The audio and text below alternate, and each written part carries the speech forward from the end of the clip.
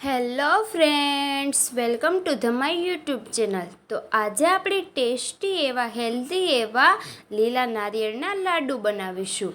તો વિડીયો ચાલુ કરતાં પહેલાં જો તમે મારી ચેનલ સબસ્ક્રાઈબ ના કરી હોય તો ફટાફટથી જઈને નીચે આપેલા બેલ આઇકન પર ક્લિક કરો અને મારી ચેનલ ખુશી કુકિંગને સબસ્ક્રાઈબ કરો, જેથી મારા અવનવા વિડીયો તમારા સુધી પહોંચી શકે અને તમે મારી બધી જ રેસીપીનો આનંદ બધાથી પહેલાં માણી શકો. તો ફટાફટથી જઈને મારી રેસીપી જોવા માટે મારી ચેનલને સબસ્ક્રાઈબ કરો. તો લીલા નાળિયેરના લાડુ બનાવવા માટે મેં અહીં 2 લીલા નાળિયેર લીધેલ છે. તો હવે આપણે તેને છાલમાંથી અલગ કરીશું. તો આ રીતે આપણે તેને અલગ કરીને તૈયાર કરીશું. તો બધા જ નારિયેળને આપણે આ રીતે છાલમાંથી અલગ કરીને તૈયાર કરીશું. તો હવે આપણા બધા જ નારિયેળ અલગ થઈ ગયા છે. તો હજુ આપણે તેના પરથી જે આ કોપર કલરની છાલ છે તે ઉતારીને એકદમ વ્હાઈટ નાળિયેર કરીને તૈયાર કરવાનું છે. તો તેની આપણે આ રીતે છાલ ઉતારીને રેડી કરી દઈશું. તો હવે આપણા બધા જ નારિયેળની છાલ ઉતરીને એકદમ રેડી છે. એકદમ વ્હાઈટ કલરના નાળિયેર બનીને રેડી થઈ ગયા છે. તો હવે આપણે એક મિક્સર જાર લઈશું. મિક્સર જારમાં આપણે આ બધા જ નાળિયેરને ઉમેરી દઈશું. ત્યારબાદ તેને ક્રશ કરીને એકદમ ઝીણો એવો બારીક ભૂકો કરીને રેડી કરીશું. તો હવે આપણો ભૂકો એકદમ રેડી છે. તો તમે જોઈ શકો છો આ રીતનો ટોપરાનો ભૂકો થાય ત્યાં સુધી આપણે તેને ક્રશ કરી લેવાનું છે. તો હવે આપણો ભૂકો એકદમ રેડી થઈ ગયો છે. તો હવે આપણે એક કઢાઈ લઈશું. તેમાં 2 મોટી ચમચી દેશી ઘી ઉમેરીશું. તો ઘી સારી રીતે ગરમ થાય ત્યાં સુધી ગેસની ફ્લેમ મીડિયમ રાખીશું. હવે એકદમ ધીમી આંચ પર આપણે તેમાં આપણું જે નાળિયેર છે છીણેલું તે ઉમેરી દઈશું અને ધીમી આંચ પર તેને શેકાવા દઈશું. તો ફ્રેન્ડ્સ, વિડીયોને બિલકુલ સ્કીપ ના કરતા અને છેલ્લે સુધી જરૂર જોજો, કેમ કે એકદમ ટેસ્ટી એવા લાડુ બનીને રેડી થવાના છે. તો હવે આપણું ટોપરું છે તે ઘીમાં શેકાઈ રહ્યું છે. તો હજુ આપણે તેમાં થોડું ઘી ઉમેરી દઈશું. ઘીથી ટેસ્ટ એકદમ સારો આવે છે.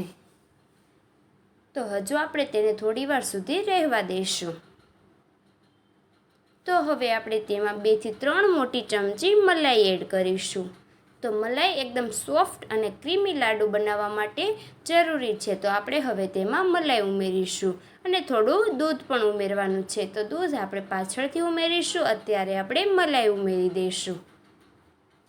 તો મલાઈ ઉમેરીને તેને સારી રીતે મિક્સ કરી દઈશું. તો હવે આપણી મલાઈ સારી રીતે મેલ્ટ થઈ ગઈ છે. તો હવે આપણે તેમાં 1 મોટી વાટકી ખાંડ ઉમેરી દઈશું.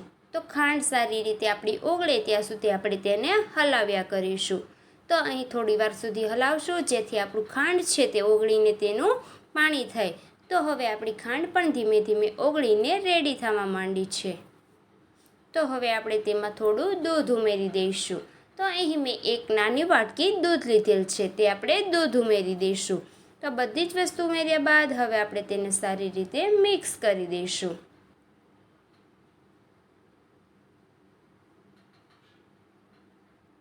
તો ફ્રેન્ડ્સ, તમે જોઈ શકો છો એકદમ ક્રીમી ટાઈપનું આપણી મલાઈ ટાઈપની નાળિયેર બનીને રેડી છે. તો હવે આપણું દૂધ છે તે થોડું થોડું ઢીલું પડી રહ્યું છે, એટલે કે જેમાં પાણીનો ભાગ છે તે બળી રહ્યો છે. તો એકદમ પાણીનો ભાગ બધો જ બળીને તૈયાર થાય ત્યાં સુધી આપણે તેને હલાવ્યા કરીશું, જેથી આપણા લાડુ સારી રીતે બને. તો હવે આપણો પાણીનો બધો જ ભાગ ધીમે ધીમે બળી રહ્યો છે.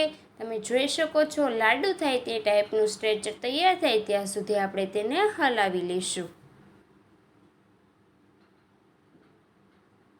તો હવે આપણું પાણી બિલકુલ બળીને રેડી થઈ ગયું છે. હવે આપણે લાડુ વાળી શકીએ તે રીતેનું બેટર બનીને તૈયાર થઈ ગયું છે. તો હવે આપણે તેને થોડી વાર માટે ઠંડુ થવા દઈશું. તો આપણે આ રીતે તેને કરીને ઠંડુ પડવા દઈશું. તો હવે આપણું બેટર એકદમ સારી રીતે ઠંડુ થઈ ગયું છે. લાડુ વળે તે રીતનું સ્ટ્રેચર બનીને રેડી થઈ ગયું છે. તો હવે આપણે લાડુ વાળીને તૈયાર કરીશું. તો હાથની મદદથી આ રીતે આપણે લાડુ વાળીને રેડી કરવાના છે.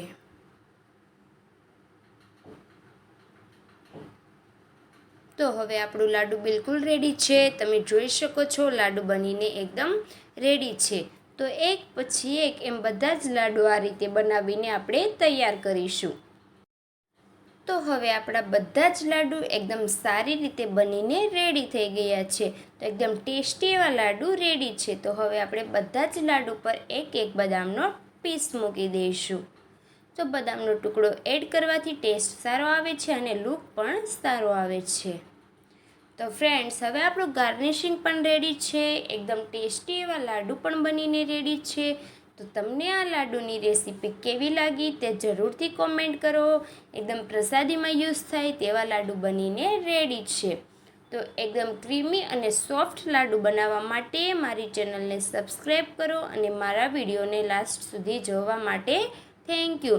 તો ફ્રેન્ડ્સ, આ રેસીપી ઘરે જરૂરથી ટ્રાય કરજો અને મારી ચેનલ ખુશી કુકિંગને પ્લીઝ જઈને સબસ્ક્રાઈબ કરો, જેથી મારા અવનવા વિડીયો તમારા સુધી પહોંચી શકે. તો ફટાફટથી નીચે આપેલા બેલ આઇકન પર ક્લિક